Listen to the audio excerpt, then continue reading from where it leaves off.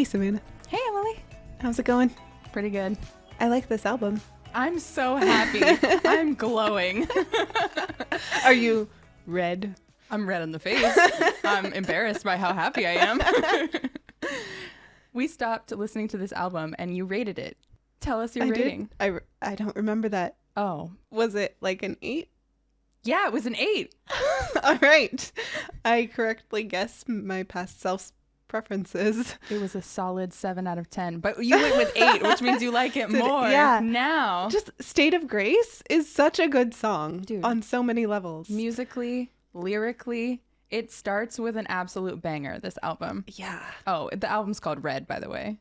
It was made in 2012. Yeah. Also, shout out to Liz, who I worked with in the summer of 2015. Yeah. Because she was a Taylor Swift fan. And Go Liz. what was the album that came out that year? Had Blank Space. Yeah, And 1989. yeah, that album came out that summer or something. 2014, but yeah. It was like, very close. Yes, so yes. it was what we were listening to. And like all the people I worked with really liked Taylor Swift. Mm-hmm. And I was like, I've never listened to Taylor Swift. What album should I start with, Liz? Mm-hmm. And Liz was like, Red. Go, Liz, Yeah, for just so knowing you. If by some crazy happenstance you're listening to this, thank you, Liz. Thanks, Liz. Your recommendation was good, and I'm sorry it took me 8 years. But you live under a rock, so that's fine. I do. You know now. I know now. This is her crossover album. Apparently. I believe it because this is not a country album. No, I mean, Big Machine Records did try to promote it as a country album. They're but then all wrong. the music critics were like, you're wrong. Yeah. And I agree with them. Mm-hmm. You told me that it had like a country sheen. And that is how I would also describe it. Yeah, I think All Too Well is a country song. There's a couple towards the end. And off the top of my head, Oh, I'm yeah. not thinking of like the twangy. Yeah, Stay, Stay, Stay. Yeah, She has a that twang one's got to it. some. Yeah. And the piano bass octaves in The Last Time. If I knew what that meant, I would absolutely agree with you. What was it? Piano based? The octaves in the oh. bass. Sure. Where they just sound like they're off in the distance and the piano's slightly out of tune, which is how they do it for country. I believe you. On purpose. Yeah, I mean, it's a yeah. sound. Yeah. Yeah. Like jazz. You don't like jazz. I are you kidding me? I love jazz. Oh, I don't know who I was thinking of. That I makes me was happy that you literally like jazz. president of the swing dance club in college. My bad. I forgot who I was do talking like to. Jazz. But yeah, so slightly out of But tune on purpose. they don't detune their pianos in jazz. Okay, so we've learned that I don't know anything about music. I only know about Taylor Swift. But State of Grace. Oh, State of Grace. You know So what did I tell you the instant we stopped listening? Like we sat down to listen through the album. Mm-hmm. We got through the first track. What did I say to you, Savannah? She goes, wow, this really sounds like you too. Yes, that's And I was exactly like, what you're I said. absolutely right. For years and years, I have personally been like, wow, the whole album, but specifically State of Grace, has such a distinct sound. I would say specifically with the guitar. Mm-hmm. And I could never put my finger on it. And you're like, well, it sounds like The Edge, Yeah. who is he the lead guitarist or just He's a the guitarist? The guitarist. The guitarist of U2. If you don't know who U2 is, we cannot educate you on everything. Yeah. Stop what you're doing. You don't need to be listening to us. You need to be listening to U2. Well, you should listen to at least The Joshua Tree, which is arguably their best album, and it was put in the Hall of Fame, so it is their best album. Yeah, probably. go listen to that, then come back and listen to us. Yeah, and then say, wow, State of Grace sounds a lot like you too. Yes. There's reasons for that. There are actual reasons for that. I feel so vindicated. Because not only did you say that to me right when you listened to it, and I was like, oh my gosh, you're totally right. I also texted my dad, no context, and he's a musician. He's played guitar for years. He's been in a band, blah, blah, blah. But I text him, I'm like, hey, listen to State of Grace and tell me how you would describe the guitar. And he comes back and he's like, well, I don't know, but it sounds like The Edge. Yeah, it does. Yes, it does. It absolutely does. So I was like, there's no way this is unfounded. There has to be something here. And like, I don't know your dad. We did not conspire on that. No, absolutely not. This was random. I was like, I wonder if I could test someone else on this.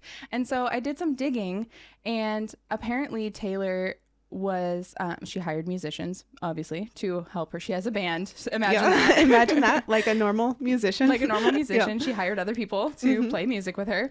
One of those people was Jack, I'm going to get his name wrong, Jack Knife Lee, who is part of Snow Patrol. Mm-hmm. Do you know who that is? They did Chasing Cars, right? Yeah. Yeah, that's the song I know by them. That's I don't know the only anything yeah, else. I mean, that's their most famous, I think, song. They're a Scottish-Irish band. I didn't know they were from that region. That's They may interesting to me. I think that they are. I think that was the connection that I drew between them and U2, or what like gave me a little like red warning. I was like, oh my gosh, they're a Scottish-Irish band. I wonder if this guy did anything. And then I dug deeper. Jackknife Lee did work with U2 at one point. My mind is blown. I'm so proud of us I for know. identifying this connection. I'm absolutely shook. And then if you listen to State of Grace and you're listening to, I would say probably the first 4 songs on the Joshua Tree, which I think came out in 1987 from U2. The vibes are there. Yeah, those songs would be Where the Streets Have No Name, Still Haven't Found What I'm Looking For, With or Without You, and Bullet the Blue Sky, which are absolutely, they're on the essentials. If you need to go listen to U2, those are the 4 tracks. Those are incredible songs. Yeah. What is Bullet for the Blue Sky? Is that it? Bullet the Blue Sky. Bullet the Blue Sky. Yeah. I would say like the drums and the beats hardcore sound like the start of State of Grace, and then musically and lyrically for the guitar and what the Edge is playing, probably the second and third tracks. Yeah. Sound So most she similar to has me. in State of Grace, Taylor has the drums sort of creating the overall the rhythm, and then the guitar kind of echoes in over that. Beautifully. It's so wonderful. And it's signature U2. Yeah. Right, which is there's the Coldplay trying to be U2, there's the Fray trying to be Coldplay, trying to be U2. This is not that. This is Taylor paying tribute to U2, and it's so clear and it's so lovely. It's lovely. It's like, this is her own album. It's clearly her album. But I'm like, were you listening to the Joshua Tree when you were writing this? That's truly what it just sounds like to me. It does, and it's great. And the religious imagery that she pulls in, obviously, the song is called State of Grace. Yes. U2 has another song called Grace that's not on the Joshua Tree album, but it's, the thing is there Because of Bono. And that's one of the strengths of their music, is that U2 is always reaching for a transcendent meaning. Right. That's one of the things that has made their music so popular and so resonant in the culture over the years. And Taylor's drawing on that for State of Grace, and as well as the rest of the album. Holy Ground especially, of course. Yeah. Which I think for me, Holy Ground is a little bit simple for me musically. Like it's a little bit, I don't mean basic in like a negative white girl pumpkin spice latte sense. I just mean like, but in like a meat and potatoes. That's a good way to describe it. Yeah, it's a little bit. It's got everything you need if it's if simple. I really like that song. I think it's wonderful. I don't think it's about, well, it's probably about someone specific, but I don't know who it is. I think it's about John Mayer. I think it's the only song on the album about John Mayer. That's a nice change from Speak Now. Yeah, but I have very vague reasons for believing that. And I would probably say, in my opinion, that no other songs on this album are about him, but he thinks other songs on this album are about him. I could be wrong. It's up for interpretation, but that's my interpretation. Yeah. But State of Grace. Oh, also, I think we should mention that State of Grace, I think, is the beginning of a story arc for this album. When we were like, on the last album, she doesn't have a story arc. She's doing one again, but I find it incredibly balanced.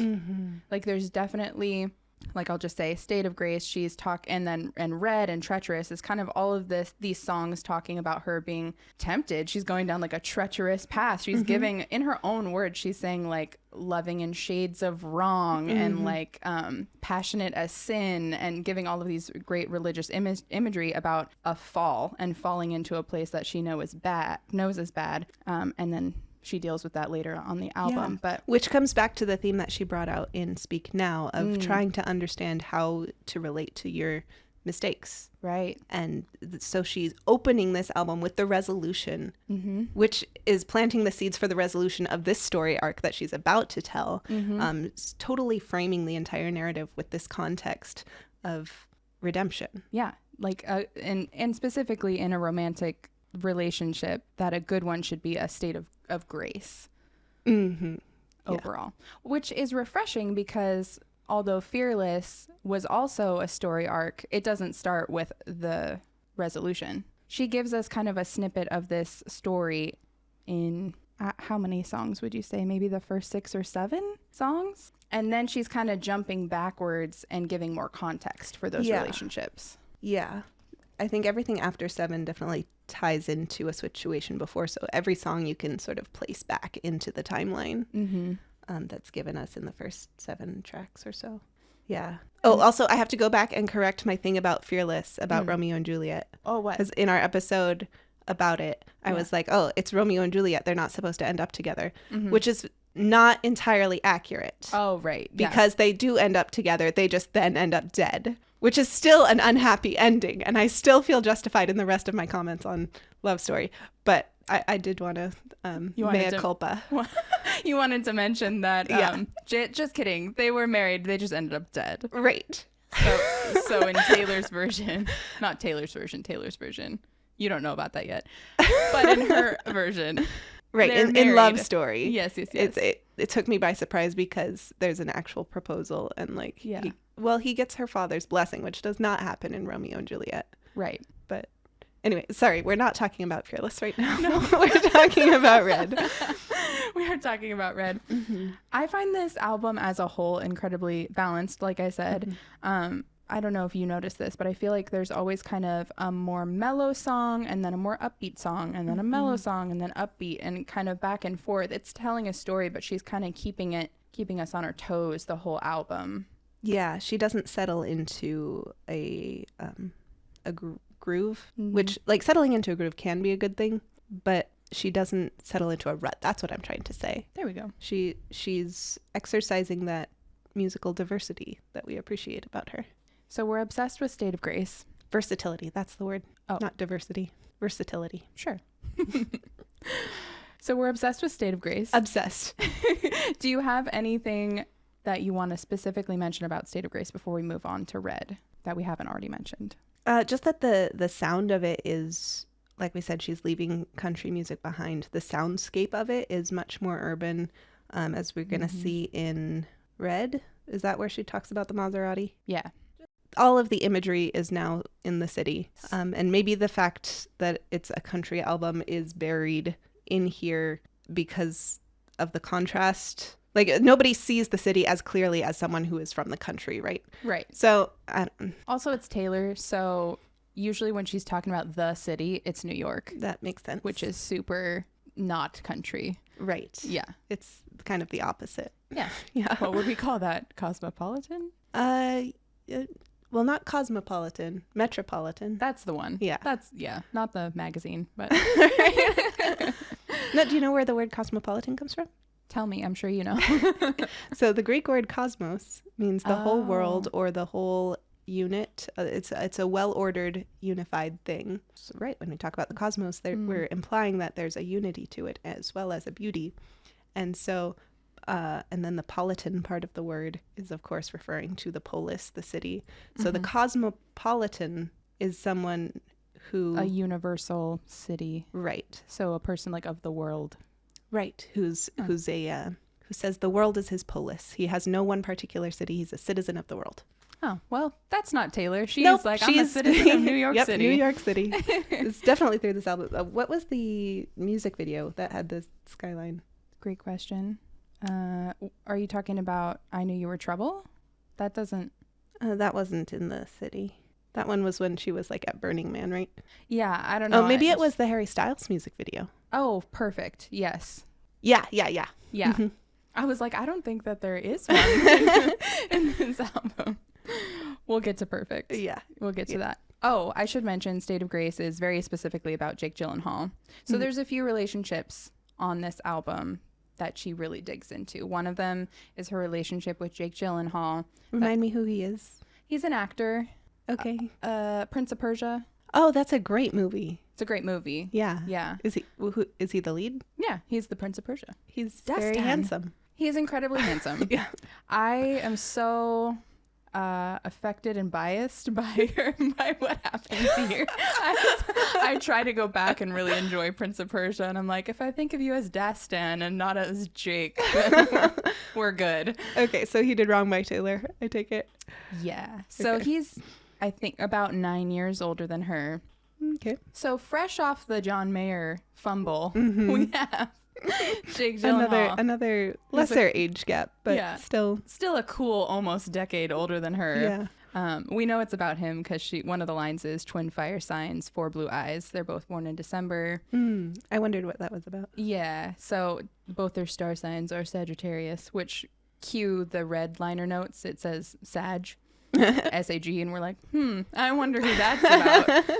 So I think the pair of those are about Jake. And then Treacherous and I Knew You Were Trouble is very clearly about Harry Styles, who she dates later in 2012. So these are spanning, a couple of years, but all within, obviously, her writing this album. So we get a hodgepodge of her experiences with both of them on here. But I think it's interesting that even though those are two different relationships, she's using both of those relationships to tell a story of falling into something that she shouldn't, or she thinks that she should not, That was that's my comment. Yeah. It's one of the powers of poetry, right, is that you can what do you call it when there's multiple sources for like a character in a movie? They're like a conglomeration of real people, but the word's not conglomeration. You're the word person here, my love. Sorry. Fumble. No, but I get what you mean. Yeah, it's a way to process and identify similarities in different situations, right? That you can look back on them and identify truths about them when you bring them together that you wouldn't have necessarily identified about them separately. Yeah, making something clearer from comparing and contrasting. There's a word for that. We're without words tonight. But Taylor's not. Taylor's not. She's full of words, and they're wonderful, beautiful words. They're really great. She's good with words. Tell me some of your favorite tracks in order, out of order, whatever you feel like. 22. Let's talk about it. That's a great song. Yeah. I think I have in my notes, quote, genuine bop, close quote. Definitely just a college feel. Forget about the deadlines and the heartbreaks. Yeah. That's such a college sentiment. Yeah. And I kind of wish I had heard this song when I was 22 because I would have really enjoyed it. But yeah, I love how it brings in this theme of new beginnings, which is there in the opening in State of Grace, which is, again, such a great framing song because it has the seeds of everything else that she does with this album. It's all there. It's lovely. Yeah, so she dedicated 22 to her gal pals. She names them all out in the liner notes, ending with Selena Gomez, her best friend. That's cool that they're friends. I know, right? And they're still friends. Yay. I know. Enduring friendship. It's lovely. Girls supporting girls, women supporting women. It's lovely. Throughout all of the breakups, they have each other, which is so nice. Another favorite track for me was Sad, Beautiful, Tragic. The line specifically, good girls, hopeful they'll be and long will they wait. Just, hits they, you. They sure will. They sure will.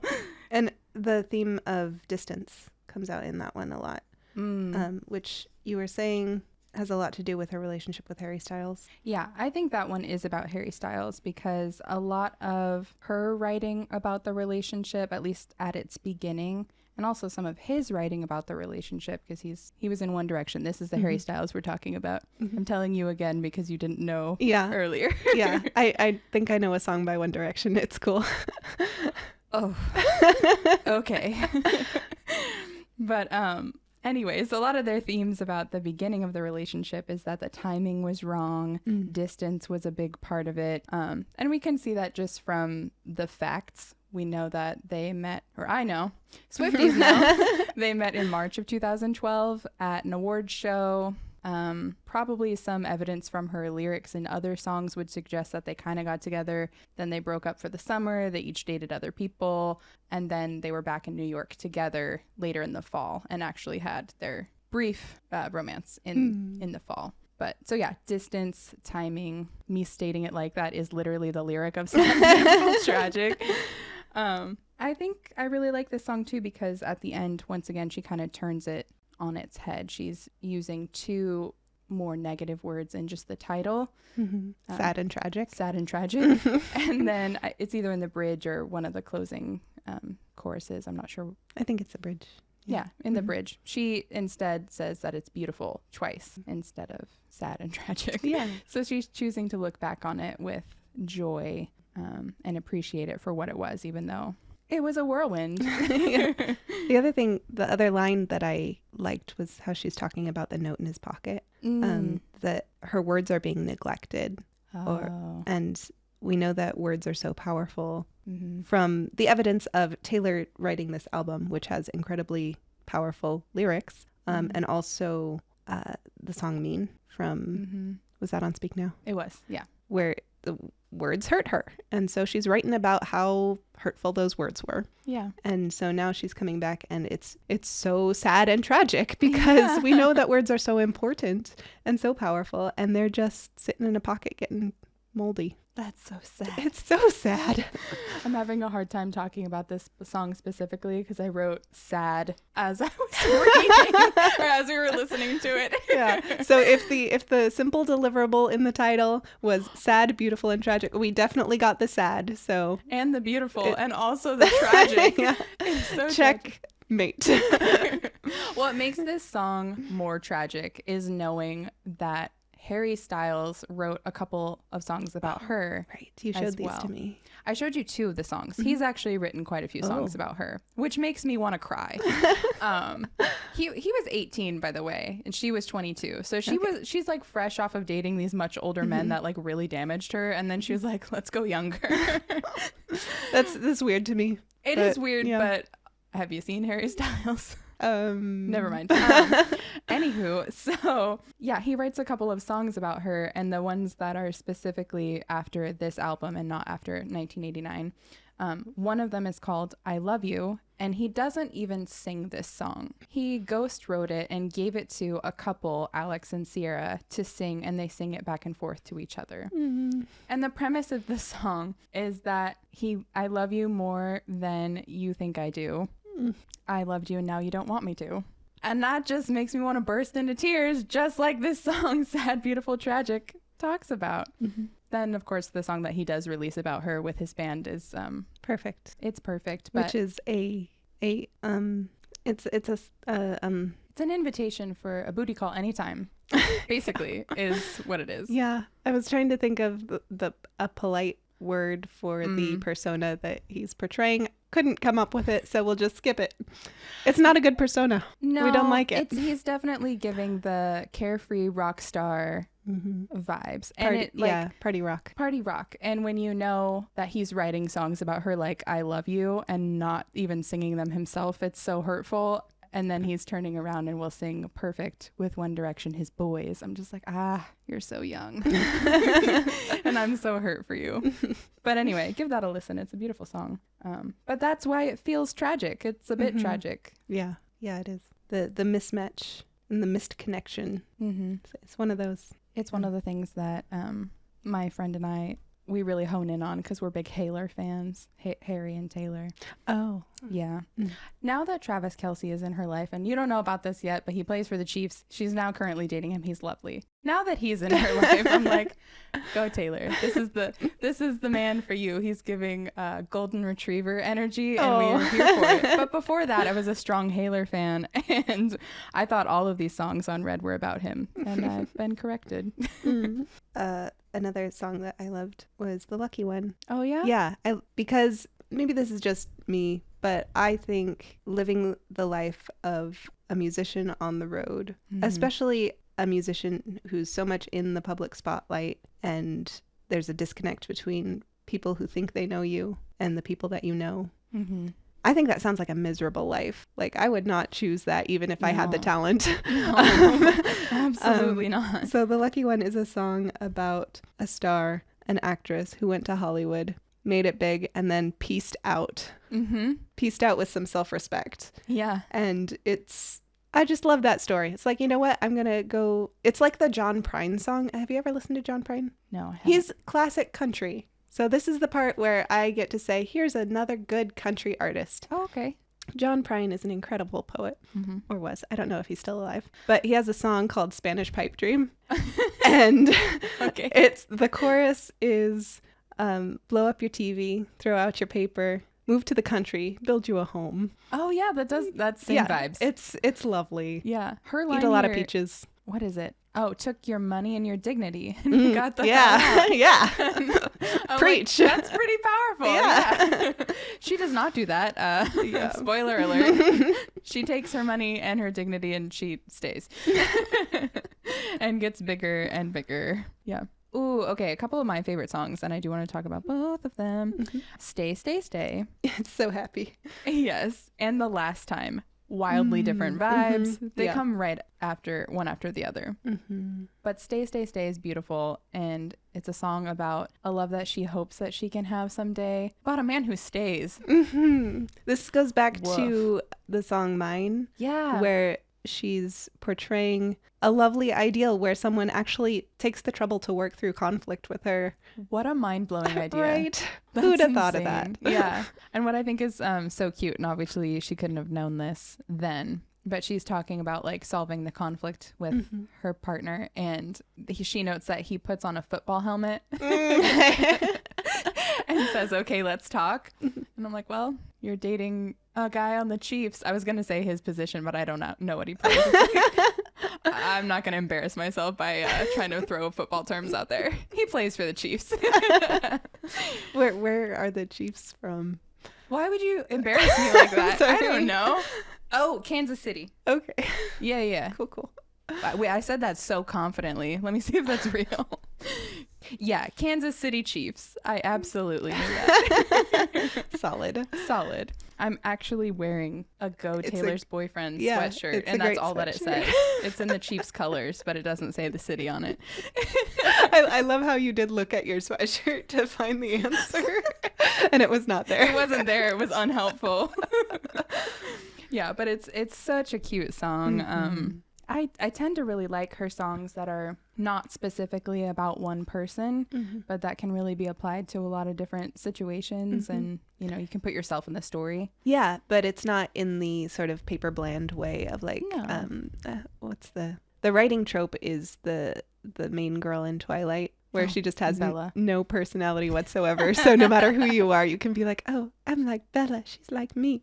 It's because she's literally a chameleon. Like, she's not even like a skillful chameleon, she's just totally insubstantial. But she's an echo chamber. You go in and she's kind of like, here I am. Yeah, but Taylor doesn't do that, because like the songs that are relatable to so many different situations are still incredibly concrete. Not quite to the level of like classic country concrete, where it's like, I turned left on this specific street and there was my dog dead and all that. But it's in the middle. It hits a middle ground. And the imagery is concrete. It's sensory based imagery, like the football helmet. That's a thing you can see. It's a humorous image, like that. Even though it's not about a real person, it's like, once he's got a football helmet on, of course he's a real person. Yeah, absolutely. Yeah. And she does that even with her songs about specific people too. I'm not trying to say that she doesn't make a concrete image for those, but I've just noticed as I've discovered who each song is actually about, because I've been wrong some of these times. Some of the songs that are not really about anyone in particular have been some of my favorites, like this song. But All Too Well is very specifically about Jake Gyllenhaal, and yet you can still put yourself into the song. Like we were talking about. Like, you're right, it's very sensory based. If you've ever been in a situation where you just feel like this guy would choose being socially relevant over being like linked to you. I don't know. That's a very specific situation, but she makes it accessible is what I'm trying to say. And she does that a lot. Yeah. Things I noticed about this song. She does have the word upstate in it, which gives away that it is New York, because you don't say upstate about like anywhere else. Yeah. If it's upstate, it's in New York. Yeah. The stairs, the melody, the line that says down the stairs, I was there. The melody is the same as Teardrops on My Guitar for the chorus. Oh, you had mentioned that to me when we first listened. He's the song in the car I keep singing.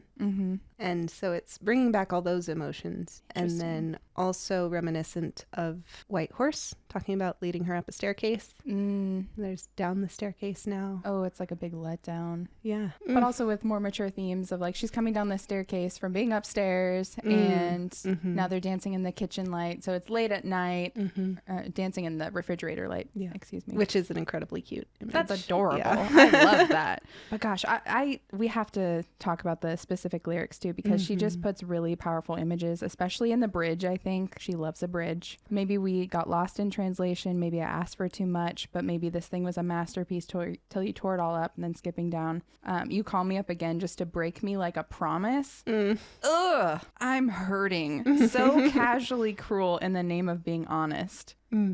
Again, with the words, the power of words. Yeah. Like, I've never heard a turn of phrase that just so hits you hard. Like, did you have to be that honest? I don't think that you needed to be that honest. You could have lied a little bit to spare me, but you feel better, so I guess we're fine. The home being a cold place too it brings back to December, which talks about cold, or at least the music video was in the snow, so I presume the cold imagery. Absolutely. The window's blowing open. I'm like, their heating bill is insane. There's snow coming into the kitchen. It's Girl, literally close your snowing window. on her in the bathtub. I don't know how that happened. I don't know. Her other song, Come In With the Rain, I'm like, girl, you gotta stop leaving the window open. These boys are not coming through the window. Just close it. Save your heating bill. But leaving protection behind, the imagery of the scarf, which you told me is super important for other reasons. Thank you for reminding me about that. Yeah. Oh, that's so... the scarf, we have to talk about it. So there are several theories, but I like to settle on the more PG version, which is that it represents the loss of innocence in romantic relationships. And it's used in All Too Well. But what I find so interesting is that it's also used in, I believe it's in Paper Doll, that John Mayer writes about a Moroccan red scarf. That's very specific. I was like, that's so specific. How do you know what kind of red scarf that was when all she calls it is a red scarf? So I'm like, this song is it's very clearly about Jake Gyllenhaal. It's very explicit.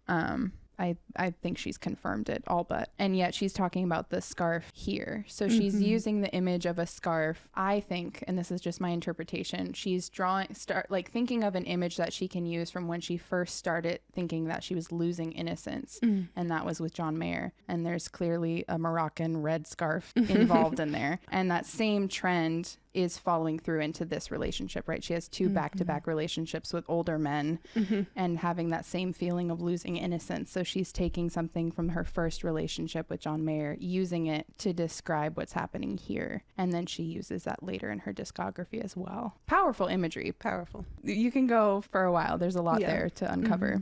But Your Sweet Disposition and My Wide-Eyed Gaze. Sweet Disposition is That's a song by Temper Trap. Right. I know that song. That's a great song. It's a great song. Yeah. It was also a song that Jake Gyllenhaal really liked at the time. So it's just like a nod in his direction. I'm like, this is about you. Okay. Just in case you didn't think so, it is. That's interesting.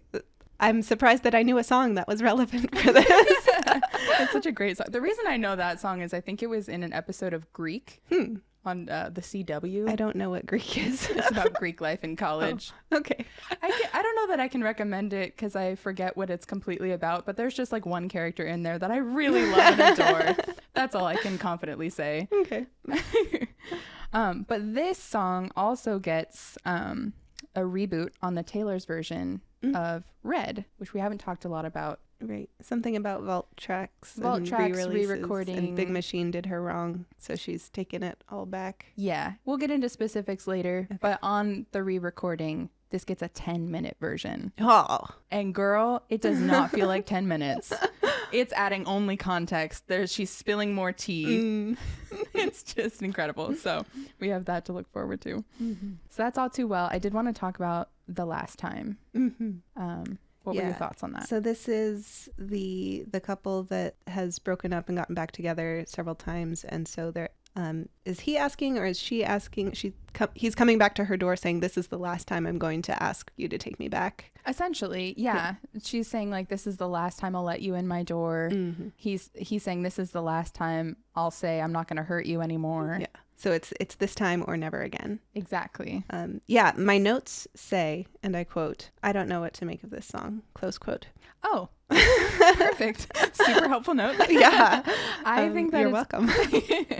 I think that it's painting context for the relationship that she describes closing out and We Are Never Ever Getting Back Together. That makes sense. Also in the music video for 22, she's partying with her girlfriends and people dressed as animals. Yeah, which was funny. That's funny. And she's also like, I don't know why they're here in the music video. But she keeps going back to her front door, opening it, and there's a guy there, and she keeps closing the door. So I feel like this song, The Last Time, is just painting this really beautiful back and forth conversation between the two of them and the feeling of like, I can't keep doing this. This is the last time. Yeah. And never ever getting back together evokes a different audience response than a lot of her songs leading up to this album and this song, where there's a sense of finally, it's over. We're done. We're moving on. Oh, yeah. It's not wistful. It's satisfaction rather than the longing. And of course, the longing was there before. Yeah. And that's where the song The Last Time comes in. Oh, and I Almost Do, but that's after, right? It's a different kind of longing. It's actually, like on the disc, it's the track before. The track right before. But yeah. But it's totally the sentiment of after, right? Yes. Because it's after a final breakup. And so, because I almost do means I don't. Yeah. So I want to pick up the phone and call you, and I almost do, but no, we're done. But I don't. Yeah. Yeah. And even the liner notes, she says, I wrote this song instead of calling you. Nice. Like, go off, Taylor, but also, oof. That's a rough sentence. That's a hard place to be when you just want to call somebody and hope that they're going to be there for you this time. I want Rebecca to make a compilation of every time on the podcast you say, go off, Taylor. So far, it's probably 4 or 5. At least. I'm so sorry. No, don't be sorry. It's going to be a lot because that's how I feel about all of her writing. So yeah, there's this huge, I mean, we could go on and on and on and talk about the actual, what I call the red string board of like the different lyrics that specifically tie to very specific people and like go into the relationship aspect. But I want to talk about more like the overarching like story she's telling. You have thoughts? Just that it's all going towards the last track, which is Begin Again, which I love, and it ties back with State of Grace. It's the bookend, and it's the redemption, rebirth. It's lovely. So I'm sorry that was jumping ahead to the end. So take us through the actual arc. I mean, we talked a little bit about like The Last Time, Holy Ground, Sad, Beautiful, Tragic. I think all of those are really painting context for the short story arc that we get in songs 1 through 8 even. Okay, we are never getting back together. She's closing it out. Then she goes and paints more context for those with those songs. The Lucky One, I feel like, is kind of a standout.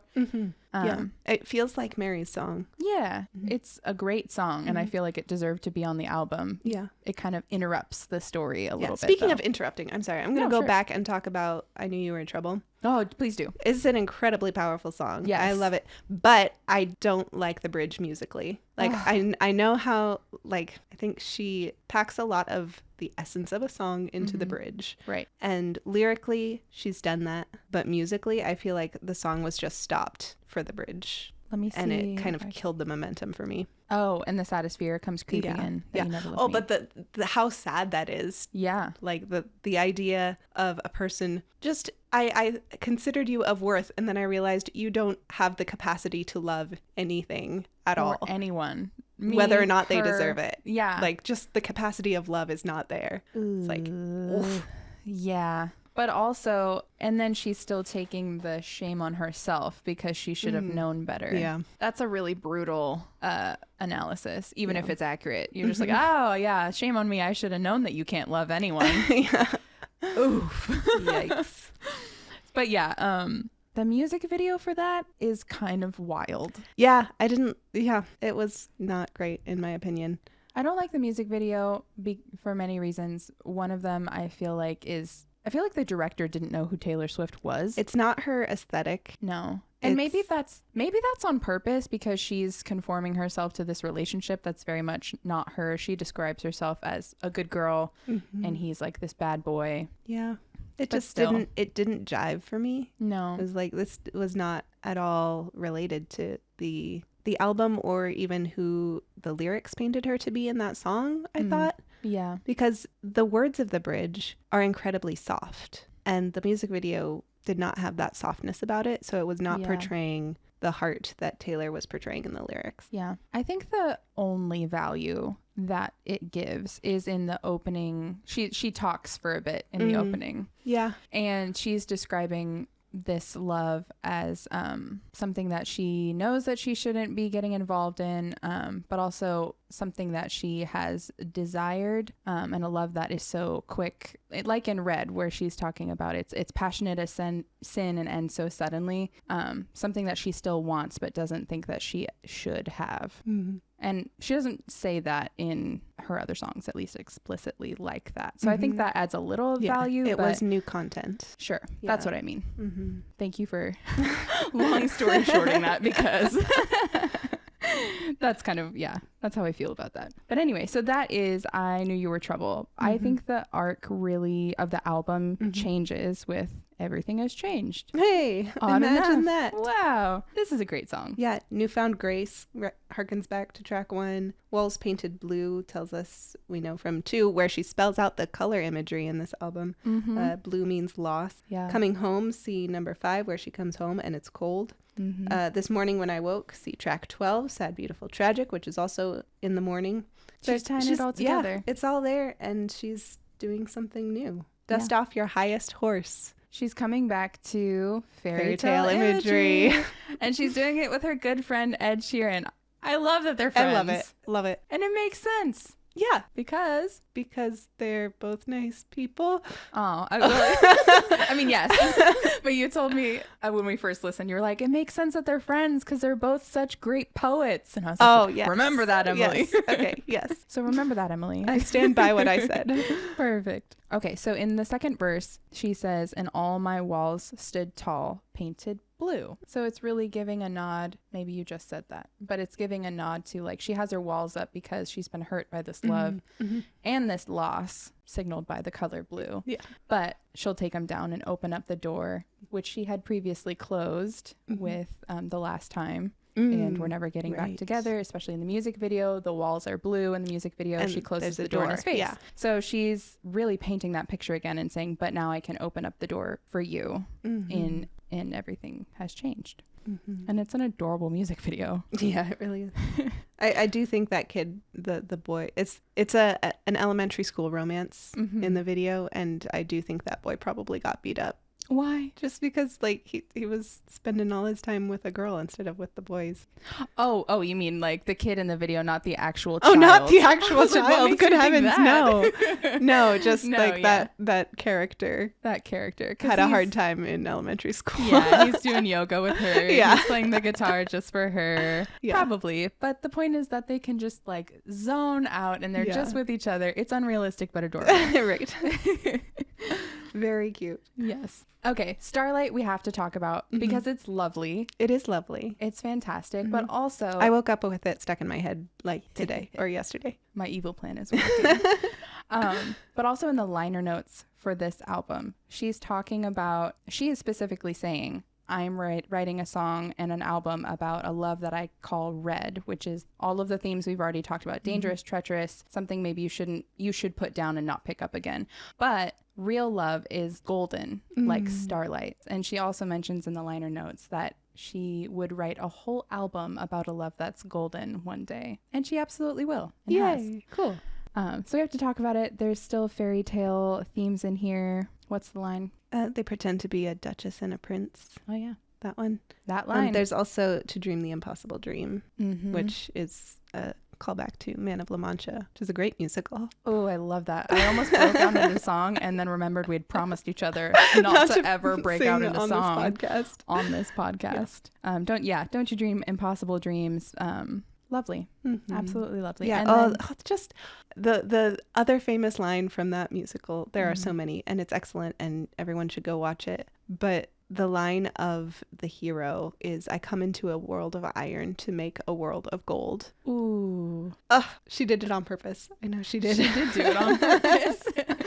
I don't know that she was specifically listening to Man of La Mancha, but there's definitely refining imagery here. Yeah. Okay, quickly going on to the last track, which deserves so much more time it's so lovely. Than we can give it, is Begin Again. Sums up the whole theme of the album. Yeah, talk about it. The line, he didn't like it when I wore high heels, but I do. She's kind of reflecting on a past relationship that was not healthy and that was not happy. And in the song, she turns away from it into something new. And that it takes courage. Took a deep breath in the mirror and then goes into, he didn't like it when I wore high heels, but I do. Yeah, which of course reminds us of She wears short skirts. I wear Oh, t-shirts. yeah, absolutely. She has low expectations because of this past relationship, and she's just surprised when someone's actually sweet to her. That is so relatable. Right? I wish that wasn't as relatable as it is. Mm-hmm. Oh, man. Yeah, she thinks he's going to be late. He shows up early. Mm-hmm. He's pulling out her chair. And for the first time, what's past is past. Mm-hmm. She's able to put what's behind her. And it kind of pulls on this theme of disappointment coming before true love, which I think is probably true for most people. Yeah. That there's always some heartbreak. You can't live as a human in this world and not have your heart broken. That's kind of what it means to love. Yeah. You risk it all and it gets broken sometimes. Mm-hmm. Absolutely. Also, she does a fun little thing in the outro, just like the last line where she says, but on a Wednesday in a cafe, I watched it begin again. Yeah. Tuesday came up in Forever and Always. Yeah. I believe it was a Tuesday when I caught your eye. And then that's a tragic song, right? Yeah. Because it's, remember when we said Forever and Always? Mm-hmm. Remember how you broke my heart? Because now in 27 we're clearly seconds not. over the phone. Right. Joe Jonas. We've moved on from Tuesday into Wednesday, and her life is starting again. Mm-hmm. Also, just a lovely music video. Give it a watch. She's in Paris in just like a fabulous dress. Yeah. Oh man, the skirt with the high collar blue blouse. It's high great. Parisian fashion. It's beautiful. We're so out of time. Let's close out. What's our next album for next time? Our next album is 1989. All right. I'm excited for this. Absolutely. But before we end, are you a Swiftie, Emily? No. Give me a percentage. If it was just this album, Yeah. I'd say like 85%. Ooh, that's a passing grade. But like with the other albums so far, like the other ones kind of drag it down. This is the best album so far. Absolutely. Okay, so weighted grade. Weighted grade. I think we're at like 60. Okay, I will take that. We are past the midway point. I know it's a failing grade, but I don't care. We're getting there. We definitely made progress with this album. That makes me so happy. Okay, tell the people where they can ask us questions. Oh, if you want to ask us a question, you can email us at makemeaswiftie@diecastmediagroup.com. That's a mouthful. It's a mouthful for sure. But if you need help spelling any of that, it'll be in the show notes. You can also follow us on Instagram. Please do. At makemeaswiftie. Absolutely. Swiftie spelled IE. Yes, the true way to spell The Swiftie. true way. Yeah, and our email address is at diecastmediagroup.com because this is a production of Diecast Media Group. Thanks to Joseph, our editor, Rebecca, our media manager, and Talitha, our design lead. And of course, thank you for listening. We'll see you next time. Bye. Bye.